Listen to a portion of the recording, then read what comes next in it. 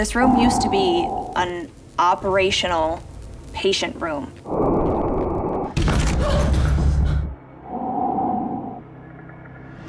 I saw that something besides people were there. Where did you come from? Patients would see a little boy. They ended up dying within 24 hours. I am seeing an alarming amount of blood. There was a dark shadow that appeared to take like a human shape. I was so shook, and I was so scared. It's literally been torn out. Maybe he's more than just an omen of death. Maybe he's the cause of death. This is one of the most disturbing cases I've ever heard of in my 25 years as a paranormal investigator.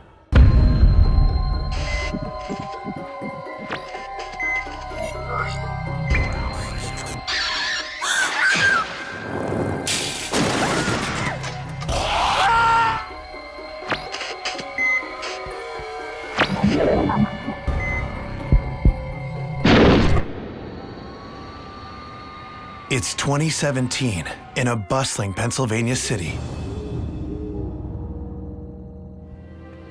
Working the night shift at a large hospital's psychiatric ward is recently hired psychiatric technician Brittany Finch. My passion was to help people that struggle. My family is directly impacted by mental illness. I wanted to get into something where I felt like I made a difference. A lot of people that are brought into psych are at their lowest point. And then seeing them progressively get better is so fulfilling, it's so rewarding to feel like you're making a positive impact on somebody that lost all hope. Working alongside Brittany this evening is fellow psychiatric technician Alex Heidbreder. Brittany and I have been friends for about 2 years now, and a job like that where you really have to go through some difficult situations together, you form an unbreakable bond. You have to rely on that person, you have to trust them to always have your back walking into any situation. As the hospital's newest employee, Brittany is getting used to the building. And tonight, she's sent to a storage room she's never been in before. This room used to be an operational patient room. Now it was used as a storage closet that had TVs, our neonatal cart. This is also where we kept our vital machines, things of that nature.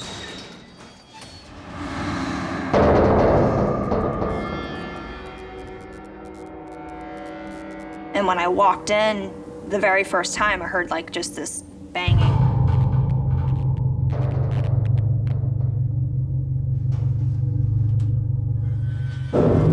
As the banging sounds dissipate, Brittany's curiosity about the room's history continues to grow.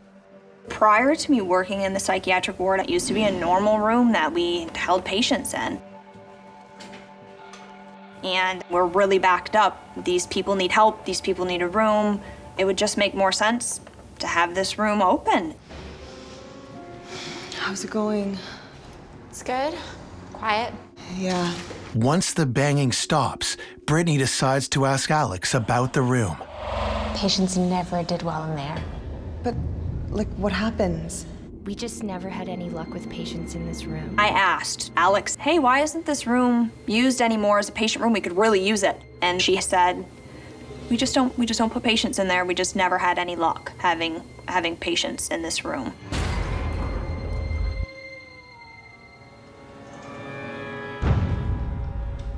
Later that night, Brittany is on her rounds.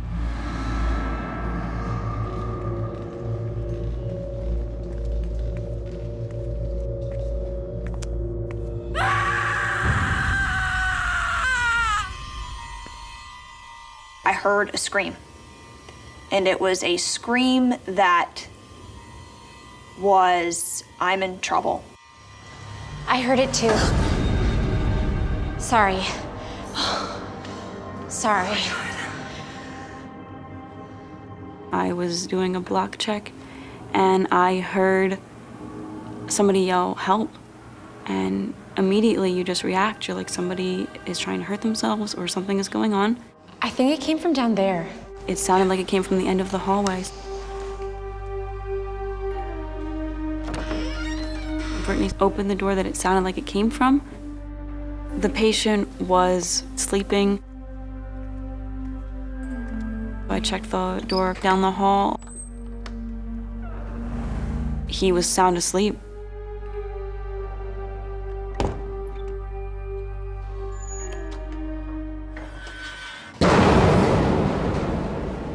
We saw a door slam, and we knew that door should have been locked. And then we heard screaming.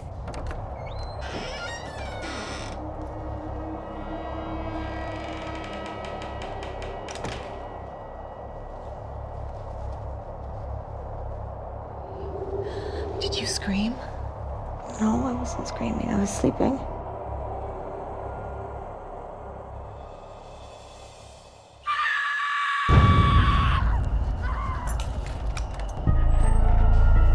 We went to check in every single room to make sure, is everybody okay? Nothing was there.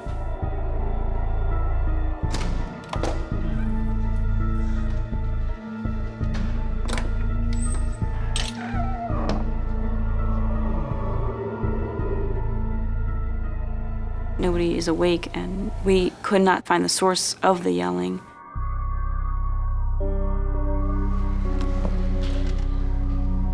There's something going on in this place. I know.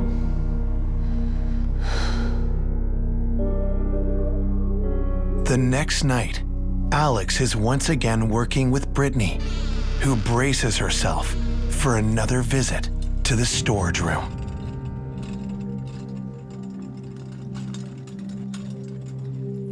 I went to this room because we had a female patient that was around 7 months pregnant in our care.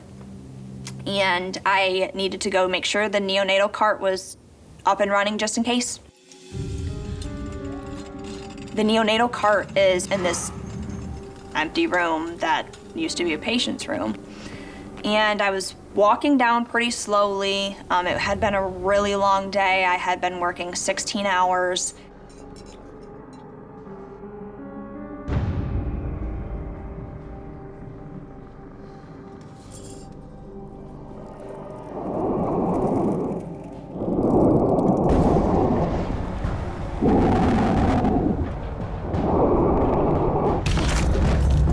I felt 2 hands push me. At the psych ward of a large Pennsylvania hospital, psychiatric technicians Brittany Finch and Alex Heidbreder hear a series of mysterious noises and discover that a room with a dark past is inhabited by a malevolent entity. It was an angry shove, that it was so forceful. Whatever shoved me wanted me to fall. I looked behind me and nothing was there.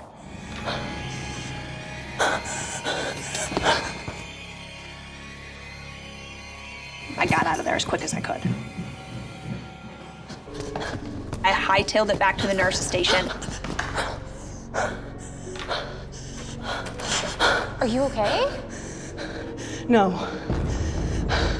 She came to me with just panic and fear all over her face. I can't take this anymore.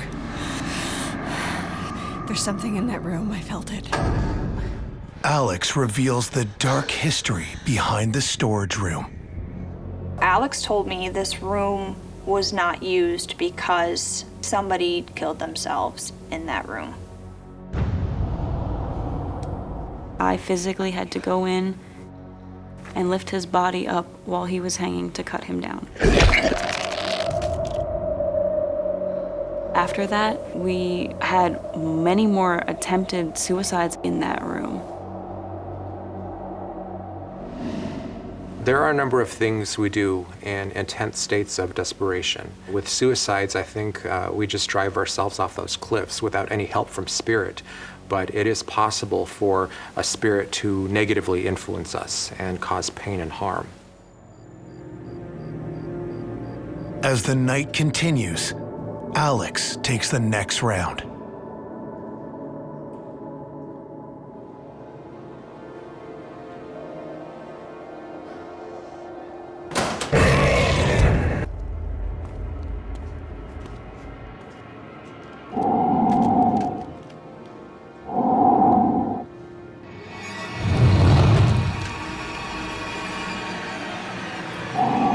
Saw this very dark, almost human shape.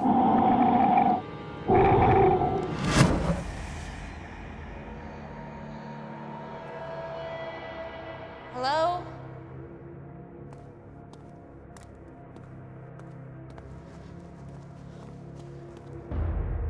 It seemed to just disappear into the back supply room. I don't know what it was. Several hours pass without incident until an unusual sound comes from the seclusion room. We had a troubled patient that was having behavioral problems, and they were put in seclusion. We left the door open because we were having a lot of self-injurious behaviors. Me and Alex are sitting at the nurse's station watching the cameras that are pointed in the seclusion room, and we're making sure this patient's okay. All of a sudden, this door slams shut on its own. Was that the seclusion room? It sounded like it. It is a heavy, heavy door because it has to withstand somebody banging on it and trying to get out of that room.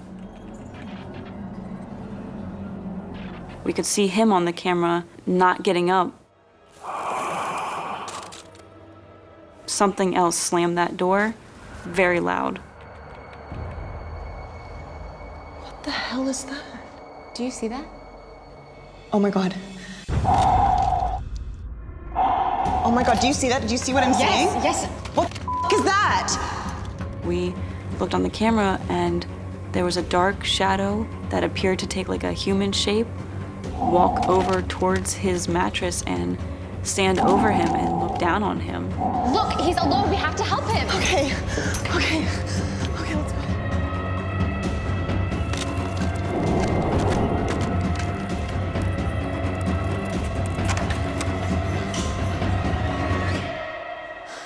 We'd go into the room and there was nothing there.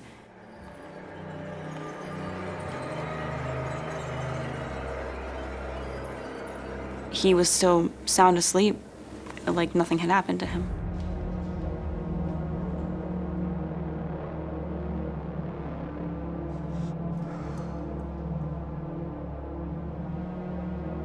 It was a very intense night for the both of us, and just being the only two on that side, we felt like, okay, if we say this to anybody, are they going to believe us? Should we keep it to ourselves? It didn't seem to be very dangerous at the moment, and we figured if we called somebody else over, they might think that we were crazy. After the events of that terrifying night, several months pass without incident. It was quiet. It was almost like he was gone. And then he came back with a vengeance.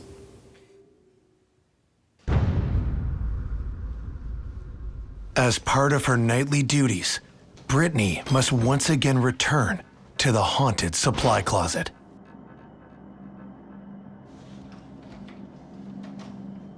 This room for nursing was used pretty frequently. It was a grueling day, and I was walking down this hallway. It was so silent. It was so silent that all I heard was my scrubs rubbing back and forth. And I was so tired that I could barely pick up my feet.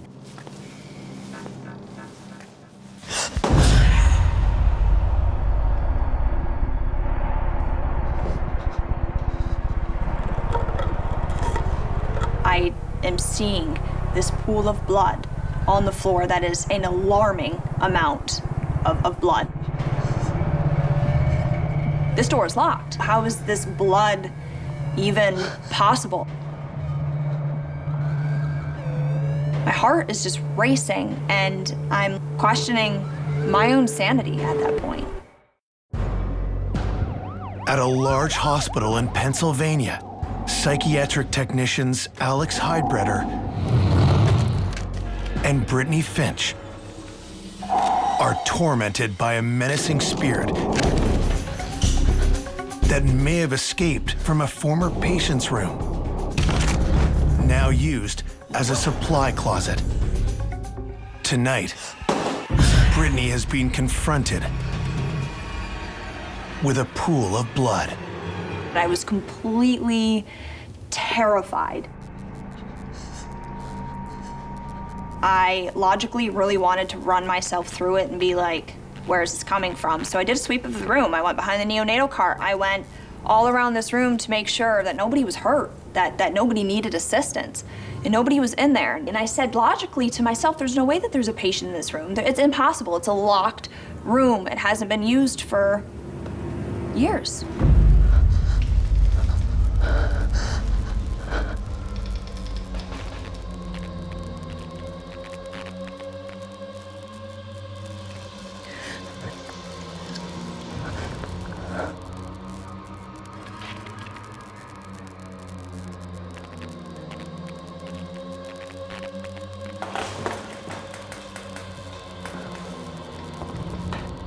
This is blood. I'm looking at this blood.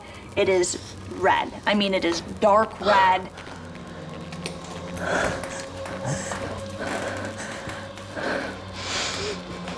And I've seen so much blood in the years of my employment that I know what blood looks like.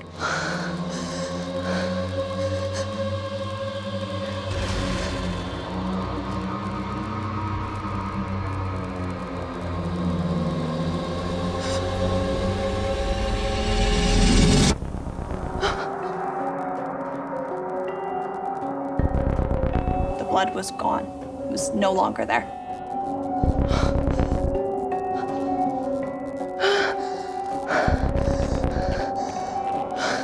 This is unreal. I was speechless. I was completely speechless. I'm like, what is going on? What is wrong with me? The first question I said was, what is wrong with me? Because I had seen this pool of blood and it had disappeared before my eyes.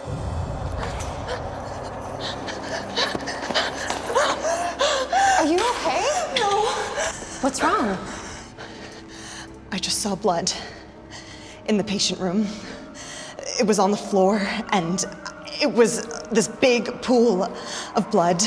She just looked completely terrorized and like she had just seen something like terrible, like a murder almost. It was so real. All I could do was just sit there and say, whatever you saw is not there now. It's going to be okay. I feel like I'm going crazy. It's okay. I believe you. With her shift nearly over, Brittany does one final round before she can put this grueling day behind her. I made sure that I checked on every single patient. Hi, Brittany. This one particular patient just liked to shower at like 2, 3 in the morning. Everybody else was sleeping, but I made sure I went in every room and I checked to make sure that everybody was okay.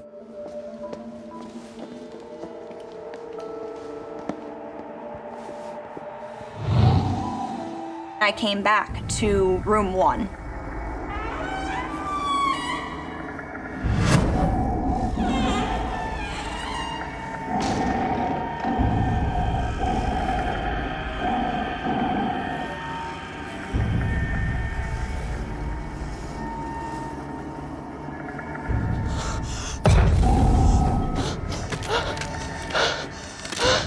This tall, terrifying dark shadow figure of a man was standing in the corner. I mean, I saw him clear as day.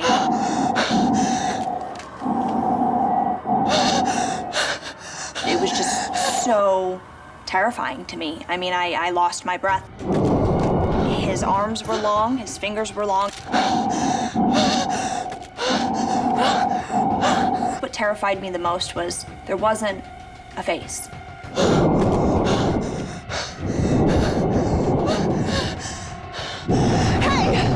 Leave my patients alone! I told this shadow man, I need you to leave me and I need you to leave my patients alone.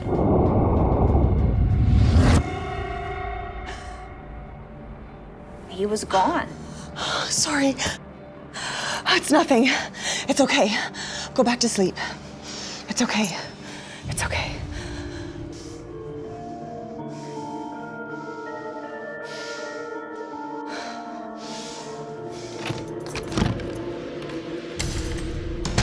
I was so shook and I was so scared. I can't take this anymore. She just looked on the verge of breaking down because she saw something that terrified her so much.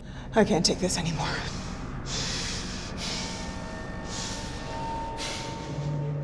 I was scared to go to work. I've never experienced a feeling of driving to work and enjoying the job so much and wanting to help this population so much, yet being scared for my own safety. Unable to cope with the activity any longer, Brittany leaves her job. Soon after, the psychiatric ward is moved to a different hospital and the space is turned into offices. The activity really slowed down once we started to move out of the hospital because that unit was closing. It seemed to really mellow out, like whatever activity was happening seemed to understand that its time was limited. There wasn't going to be that deep emotional trauma that the patients gave off that negative energy to feed on. I truly, truly believe that this dark figure directly affected every single patient on that wing. This dark entity might be siphoning the energy off these victims. It's causing them to think thoughts of hopelessness and despair, just further making them vulnerable so it can claim their soul.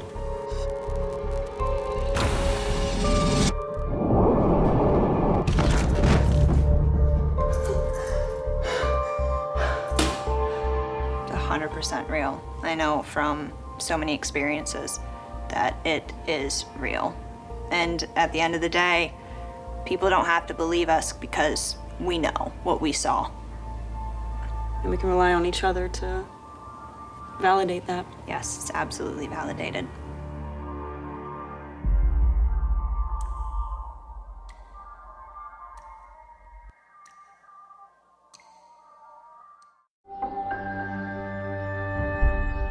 It's 2004 in a small city near Alabama's Gulf Coast.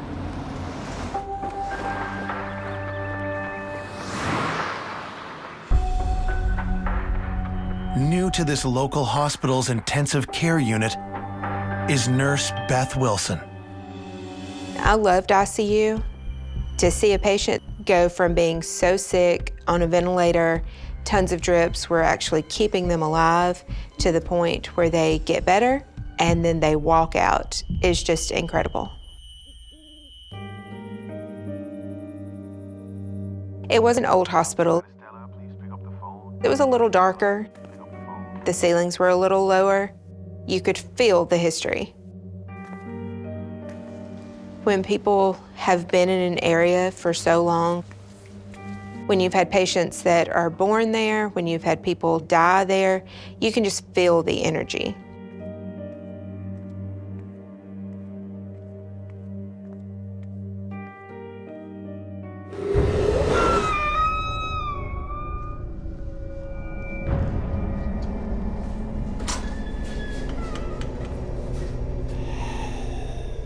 Sometimes it was just an oppressive, heavy feeling.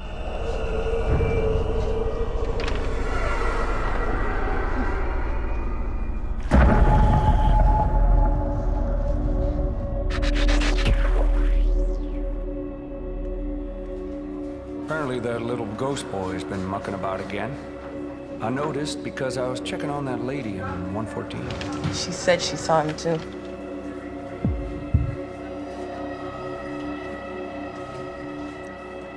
When I started on night shift, people like to talk about the ghost stories, or they like to talk about things that they had seen or things that they had heard.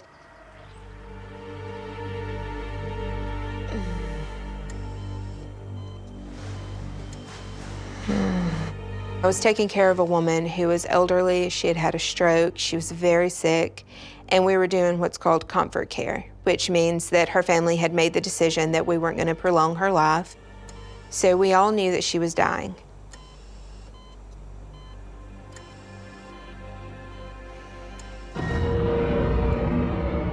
Where did you come from? Every hour I'd go in and get vital signs, and we would talk. Hi, Olivia.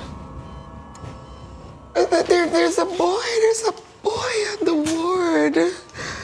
Don't you see him? And she said, "Who's that little boy that keeps coming to my door?" Who? I said, "Tell me about him. What does he do?" And she said, "He just comes to my door and he just stares at me and then he walks away." There's nothing there. Having a patient who had had a stroke, I did try to find some scientific explanation for it. No, don't you see him? Hallucinations being the first thing that I thought of. It's okay. It's all right. Shh, it's okay. He's not gonna bother you. It's all right. You're okay, all right, Olivia? Just get some sleep.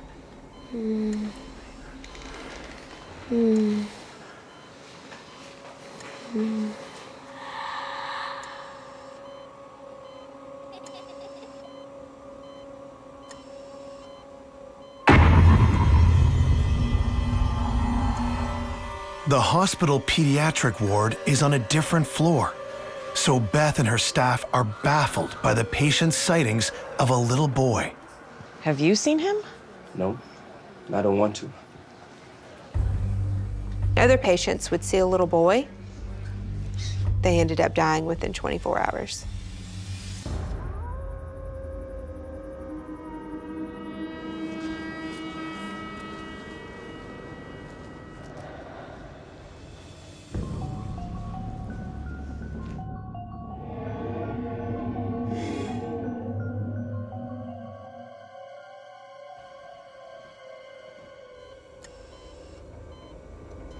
So a couple of hours later, I go in and we're talking.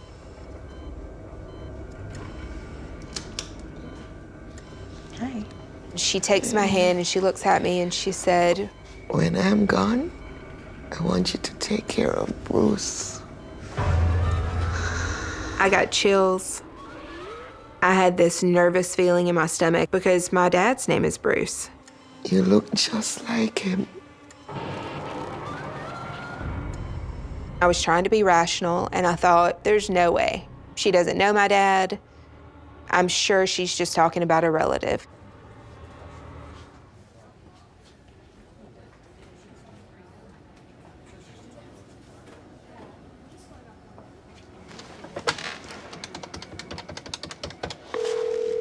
Hello? Hi there. This is Beth, a nurse from the hospital. Oh, hi. When I talked to her daughter, I asked her, Did you have a brother named Bruce or anyone named Bruce in your family? Bruce? No, I don't know anybody named Bruce. and she said, "No, I don't know anybody named Bruce." When she said that, I felt sick. I felt sick to my stomach. I never heard of him. Okay, thank you. Sorry to bother you. No problem. Bye. It made me fearful, gave me a knot in my stomach, thinking, do I need to call my dad immediately? Do I need to check on him now? The next night, Beth arrives for her shift to some disturbing news. Hi. What's wrong? Beth, I'm sorry, Olivia. She passed away earlier on the day shift. I got this icy feeling through my body. The patient said, I saw the little boy. Less than 16 hours later, she had passed away.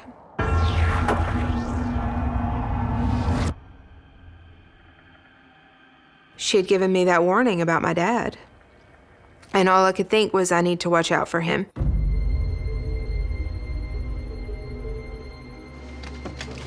Thanks. Mom? Beth, your father's in emergency. My dad was admitted to the hospital. What? Here? Yes. They thought he was having a heart attack. Bye. I gotta go. Maybe it is this little boy. Intensive care nurse Beth Wilson hears troubling stories of a little boy. Where did you come from? That appears before patients who are about to die. One such patient, take care of Bruce, gives her a disturbing omen about her father. Beth, your father's in emergency. What? Here? Yes. I gotta go. Who soon after winds up in the hospital himself. They thought he was having a heart attack. I'm here, Dad. He was gray, he was ashen, his blood pressure was low, they were having trouble waking him up. I'm with you. It turned out he was bleeding internally.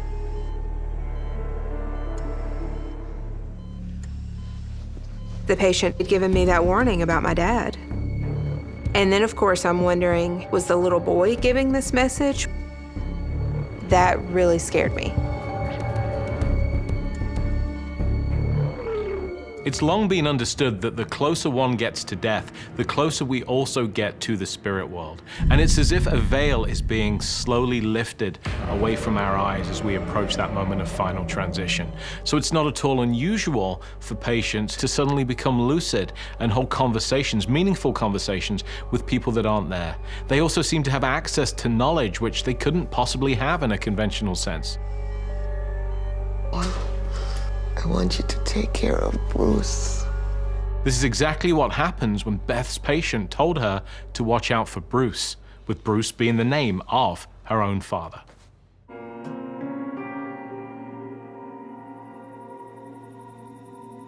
What should have been a minor procedure turned into a week-long hospital stay where he had to get multiple units of blood. He was very sick.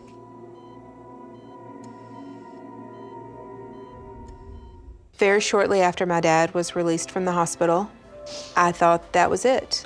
I had listened to the message, I had taken care of my dad. I didn't expect anything else to happen.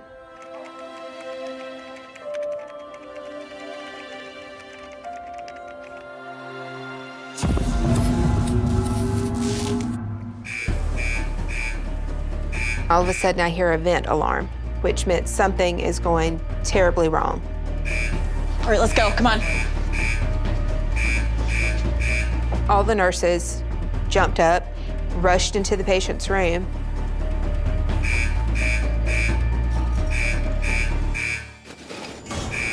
The breathing tube is laying on her chest.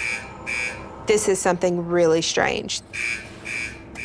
The breathing tube goes from the mouth all the way down to the lungs. The only way it's possible for the breathing tube to come completely out is for you to pull it out. This is impossible because the patient is still sedated. I'll beg you call the doctor. Hey, the doctor, ICU 34. How did this happen?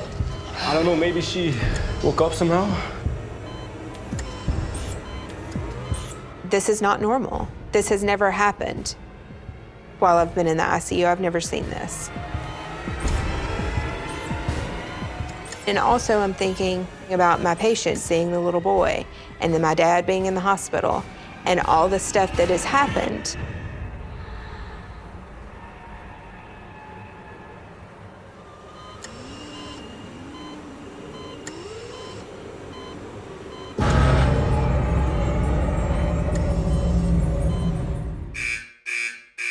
Several minutes later, in the adjacent room, Let's go. another patient is in danger. All of a sudden we hear ventilator alarms again. and they're coming from the next room down, the next room to the right. The patient's breathing tube was not in her lungs like it should have been. I'll beg her, you get the bed.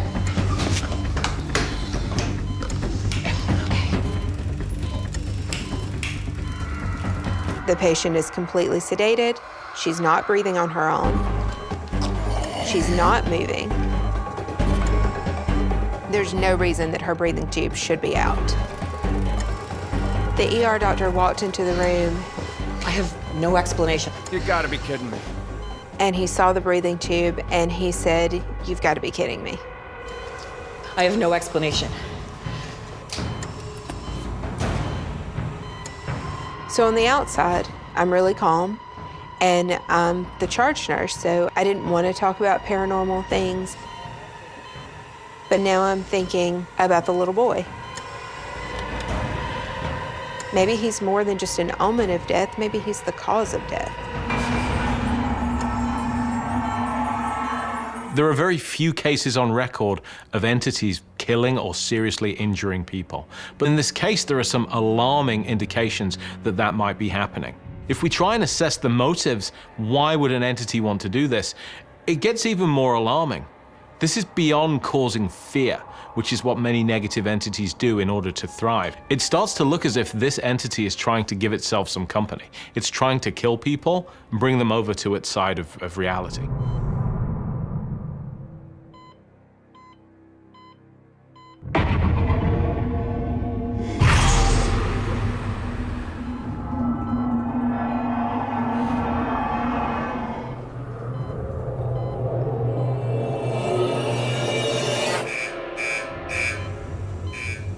And then I hear from the next room alarms again.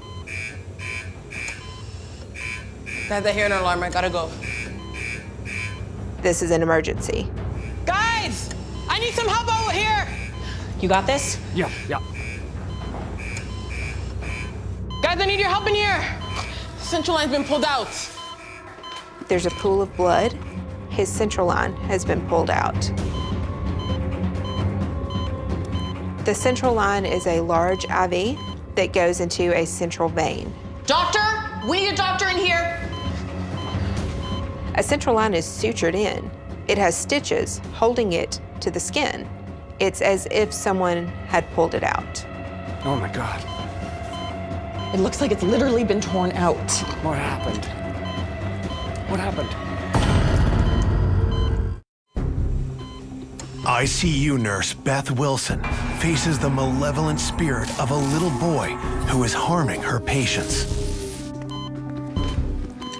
His central line has been pulled out. We're putting life-saving medication through there. Doctor, we need a doctor in here. Blood is just pooling underneath the patient's chest. The patient's blood pressure is dropping. A central line is sutured in. It has stitches holding it to the skin. It looks like it's literally been torn out. All right, people, let's work together here. We need 7 cc's of IBU stat. Someone or something did that to these patients. And I wondered, could it be that little boy?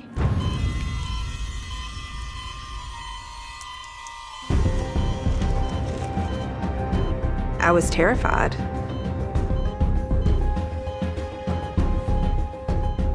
This is a critical situation. The patient could die if they don't have these IV medications. The doctor gets the line in. I get the patient stabilized. All right, vitals are stable. Things are looking good. Okay. Nice job, team. Good. Yep. And things start to settle down again. With all 3 of these patients, if we hadn't been there, if we hadn't reacted quickly, these patients would have died within a matter of minutes. So now I'm thinking, maybe this little boy is malevolent. Maybe he was a dark entity that was just taking the form of a child to seem innocuous.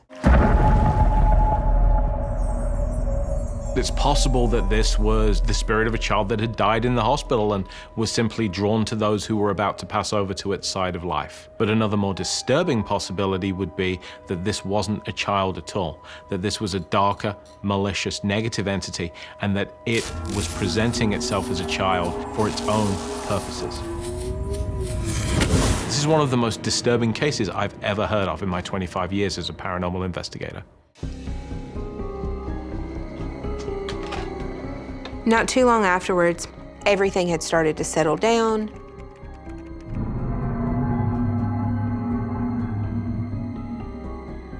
Nothing ever happened.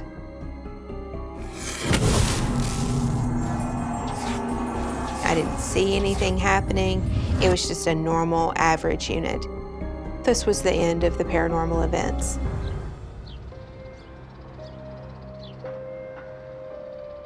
It's really scary to encounter things that you can't explain.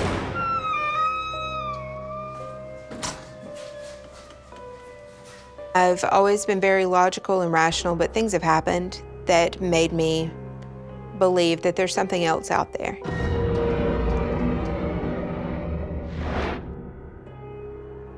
Because of the events at that hospital, I now firmly believe that the paranormal is real, and that there are spirits that are both light and dark. Some are there to help the patients, some are there to maybe hurt them.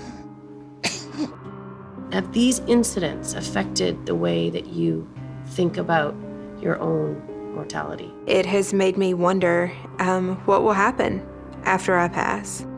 I hope that when I go, it'll be an angel that takes me over to the other side.